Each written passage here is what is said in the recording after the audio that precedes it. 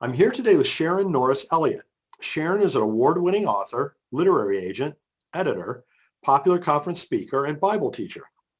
As an author, Sharon has released several books, including 366 Glimpses of God, Getting to Know the God Who Knows You, Why I Get Into Trouble, the first in her children's book series, Boomerangs to Arrows, a godly guide for launching young and adult children, and her second woman's title, Power Suit, the armor of God fit for the feminine frame.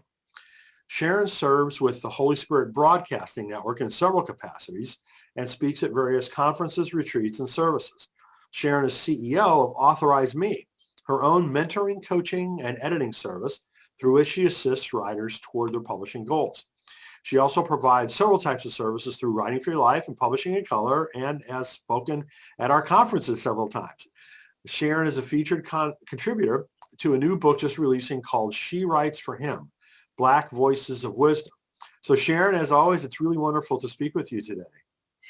Hi, it's good to be here. As soon as I was getting ready to talk, I was like, ooh, okay. So good to be here. Thanks for having me, Brian. No, it's always a pleasure, Sharon, to spend time with you. So I kind of give a real quick overview. Would you like to talk a little bit more about your background? Well, I hail from Southern California, and I have been in this business of writing now for 30 years. That's amazing. Wow. That's amazing to me. Because I'm just barely over 30, obviously. But yeah, it's been a wonderful time. I have 12 books published. Excellent. And the latest wasn't even on your list. Okay. Yeah, it is. What is that latest book? It is, of course, handy. The latest book is A Woman God Can Bless, and it's been published by Harambe Press. And then I'm working on 2 more contracts, which is really awesome. So the third parenting book will be Didn't See That Coming, When How They're Living's Not How You Raise Them. And then finally now the children's series, which you mentioned, I published that first book myself, kind of as a test run, right? And so now that has been picked up by a publisher. So that's just awesome. We'll start working on that soon. And I've added a new title to my other title. Maybe I should say I've added a new hat, right? I'm now a literary agent. Yes, I know. That's doing really well.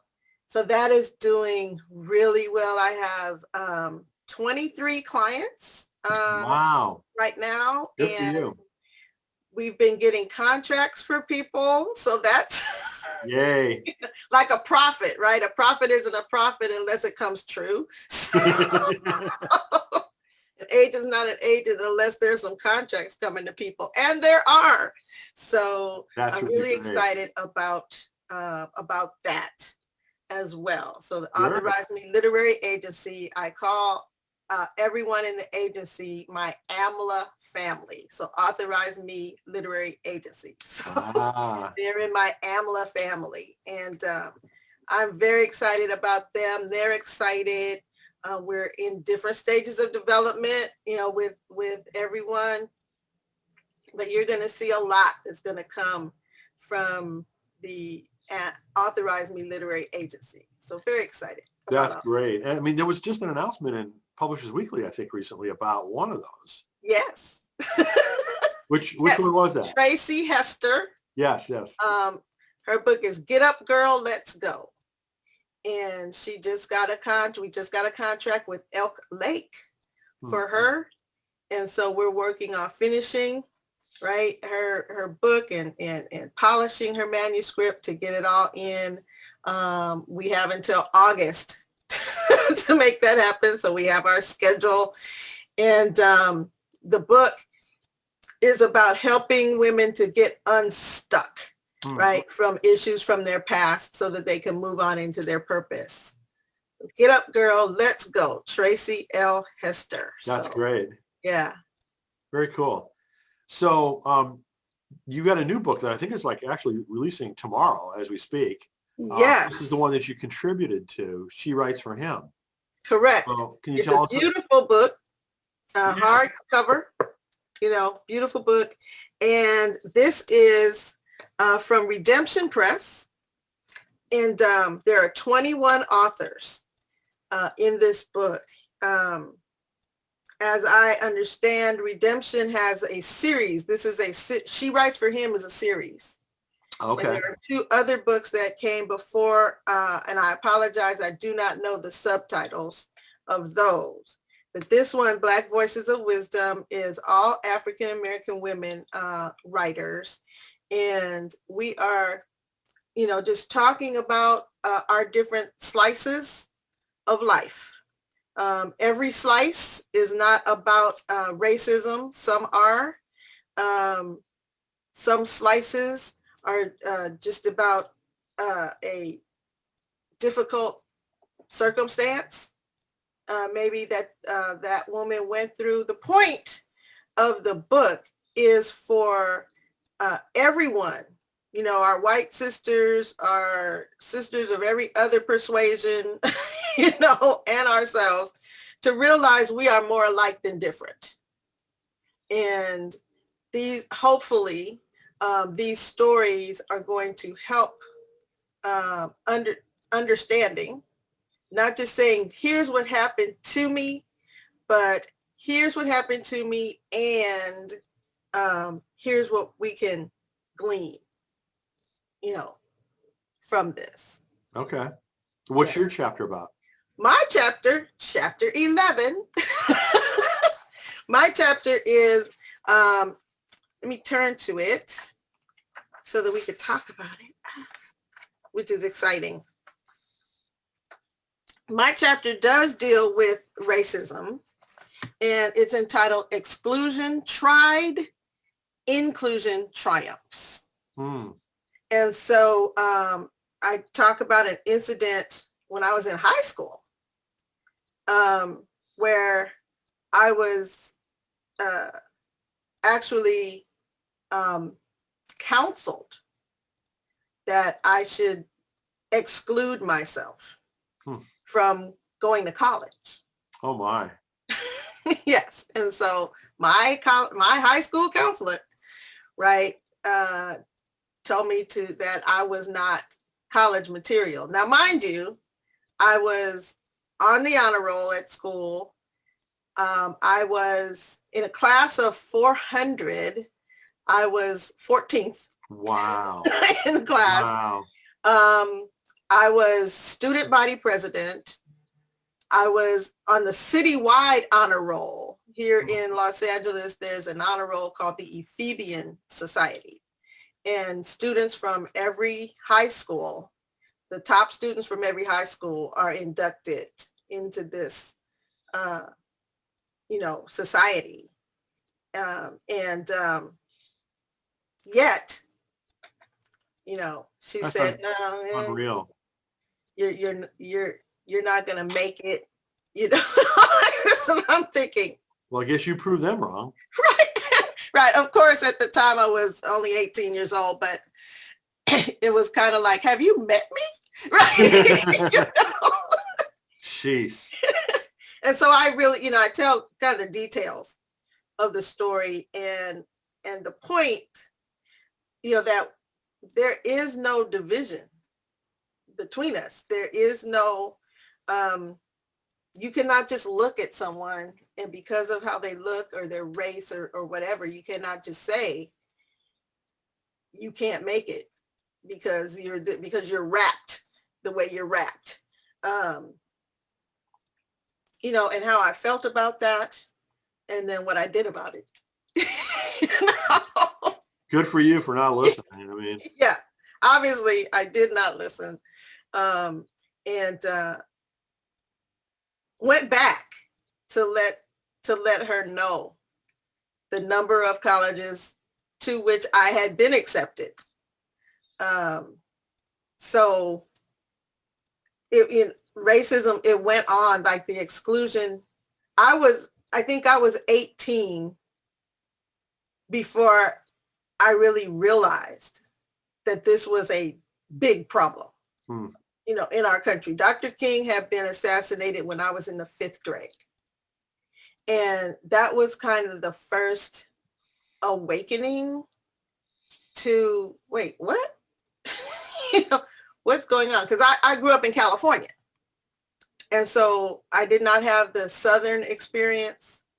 My family was always allowed to eat in a restaurant. I mean, it wasn't even a question about being allowed or not. You shopped where you wanted to shop, you ate where you wanted to eat. All of that seemed like, sure, that's how life is supposed to be. And the fact that it wasn't that way for other Black people in other places. Millions. Yes, did not really become a reality to me until, like I said, that 5th grade class. And I remember our being taken into the multi-purpose room and we were shown film strips. I don't know if you remember film strips. Sure. Kids today don't know what that is, right? I'm older than you are, so. Right. There was no such thing as a video. Right? Film strips about Dr. King and just sitting there in silence, my whole class kind of, what were we, 11 years old or something, kind of trying to figure it out, right? But then having that happen to me in high school, and then when I went to college, being excluded from sororities, and being told, no, there are a couple of sororities that you can join. Wait, hold up, what? What is that? What is that supposed to mean? Wow. Right? And having these things actually happen, like really, throughout my life. It's not in the book, but I remember a furniture store, very popular furniture store, not waiting on me. Oh, jeez. And, it takes me a minute to even realize what's happening because I don't expect it. Mm-hmm. And then at the end, to have the lady finally kind of look at me after I've been in this store for an hour and watching her call design people to come and help everyone else, all of different, skin color than mine. So that was the only thing I could figure was keeping. And I finally looked at her and she kind of looked at me with an attitude like, what? And I said, well, I came into the store. My husband and I had bought a new house and we had financed it so that I'd have money to furnish it. And so I had a 4-bedroom home to furnish and money. You ordered a lot of furniture. Right. And I said, and I told her that, and suddenly she was very interested in me. And I said, Jeez. And so I had seen the movie Pretty Woman. Okay. If you remember the scene when Julia Roberts went to Beverly Hills and they wouldn't wait on her. Oh, yes. Right. And then she went back and she was dressed differently, and all this. And she bought all this stuff and she went in the store that didn't help her. And so I borrowed the line and I said, you work on commission, don't you? But big mistake. That's great. But to have things like that, to happen to you, there are other stories in the book that do deal with racism and how we have had to handle that, and how how we can keep from having to handle that in the future. So I think the book, She Writes for Him, Black Voices of Wisdom, gives us an opportunity to show, like I said earlier, I'm just like you. I have the same feelings. I have the same dreams. I have the same goals. I hurt in the same places that you hurt, right? I triumph over the same things that you triumph over. And so why is there this divide? It really is ridiculous. It really is ridiculous. It really is. And so I think the book will help us not only focus on how much we're together, but each chapter also allows us to focus on how God works in the mix, right?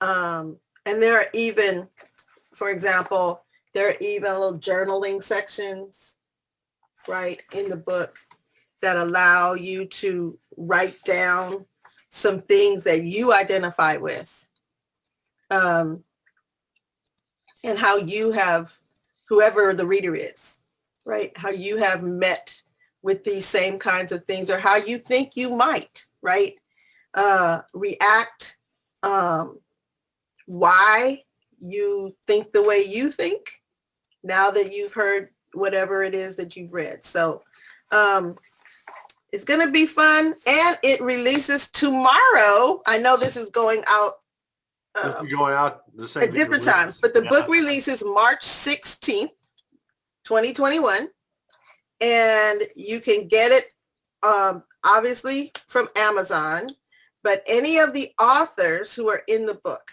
you can contact us. So for example, you could contact me through my website, which is lifethatmatters.net, or through my email, which is, you could use authorizemenow@gmail.com. And all of the authors have our own set of books, and we can send you an autographed copy. So that would be nice. Or you could get your copy straight from Amazon or from Redemption Press. Wonderful. Wonderful. Well, it's so good to hear about this. You know, there's a lot of stories that need to be heard. And yes. I'm hopeful that there's more people listening now. You know, there are certainly a certain segment of our population that's not. Right. But I'm hopeful that there are more people who are. So let's hope we can all spread the word to make that happen further. Yes. I think the summer of 2020 opened the eyes of a lot of people. I think you're right. That this is not just something that Black people are making up, right? Yeah, yeah. Oh, I'm just trying to get sympathy. It's not that at all. There really are things that happen, right? Because of the color of our skin. Yeah, yeah. And we're trying to say, there's no like, question. what, really? And, you know, it's like we're only a few centuries overdue in dealing with it, you know, so. You think? You know, so we gotta do that. Right. And as believers. Yeah, yeah. We should be on the lead. Right? The church should be one, and that's one of the big issues. We were talking about that, Brian, before we went on air with this. How there's a division in the church. And Jesus's high priestly prayer in John 17 was all about not being divided. It was all about that they may be one, as Jesus and his Father were one, that they may be one. And Jesus prayed this just before he was going to be arrested and crucified and all of that. So a person's last words are what you really need to listen to, because they don't have much time. There's no time to mince words. There's no time to waste. Look, this is what I'm about. I'm about unity and you guys being one. And so Jesus is not happy with us being divided and using whatever we're going to use to be divided. And so as the church, if we are going to win the lost to Christ, we have to look like Christ. And Christ is not divided. Well, it's like it doesn't matter which gospel that you read. It's pretty clear that, Jesus was like on the side of the oppressed, right? I mean, and fighting Absolutely. against that. So that's pretty clear. Pretty clear. And needs to be followed, right? I mean, right. Anyway. I had a pastor who used to say, when plain sense makes good sense, seek no other sense. Yeah. So yeah. Exactly. Well, Sharon, as always, it's so wonderful to spend time with you, and I really congratulate you and the other contributors to that book. I hope it goes incredibly well on the launch here. Thank you very much. We're looking forward to it. We're going to have a big launch party on March 16th. So if you're seeing this after March 16th, you can always go back on Facebook, right? And look up the launch party. But remember, it's She Writes for Him, Black Voices of Wisdom. All right. And you can look it up on Amazon, and you can look it up with any of the authors who are in the book. You can come straight to me through lifethatmatters.net. Get in touch with me, and I can let you know about securing a copy. Yay. For yourself. All right, Sharon. Sounds really good. Thanks again. And, good luck with the launch. Thank you so much. See you soon.